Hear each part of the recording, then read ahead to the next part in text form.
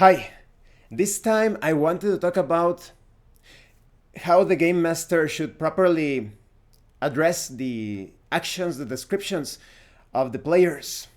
This video in a horror role-playing game, in a horror situation. This video is going to be a follow-up to a video that I recently made about role-playing in horror role-playing games, how not to fail in horror role-playing games when you role-play. The link to that will appear on screen during this video. I think there is a very important yet subtle difference when it comes to the game master, dungeon master, addressing the players or the player character's actions in horror sessions. The most important thing is that you shouldn't create a sense of security or safety. And how do you accomplish this? I would actually recommend that you avoid addressing the player character using the player character's name directly in first person. So for example, this player character did this action, maybe the player said something like, I carefully opened the chute, or open the compartment, open the small door, the trap door. And the game master, instead of saying, Peter, as soon as you do that, this happens. It could be anything, right? Depending on the context. This overpowering smell of rotting flesh assaults your face. Or suddenly bats start to come out from that compartment. How can such things be? Are they an illusion? No. So when the moment you are saying, Peter, this happens to you, it almost feels like the game master is trying to handle things in a conversational way. I would avoid that. You may notice that, but you could be saying, but wait a minute. It's very immersive to speak to the others in first person, right? But yes, when it comes to, let's say that Peter does that. He opens the chute, the compartment, the trapdoor.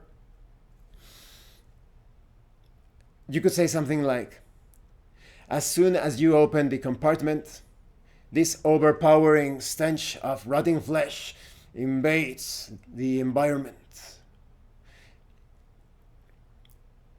You are not striking that conversational way because you're not addressing the name of the character. It sounds like something that is an effect. So I would recommend that if you need to point out that something specific is happening to a character in the party, that you speak to the character, or rather refer to the character in third person, and then you go into first person. As soon as Peter opens the compartment, this overpowering stench of rotting flesh invades the room all around you. It is almost impossible for you to tolerate it.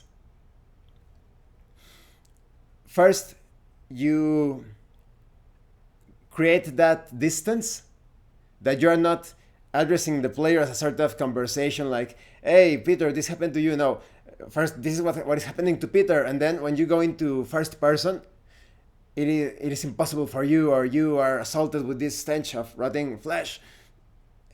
Now you are really getting into the thick of it. You are getting personal with the player without having a sort of conversation moment.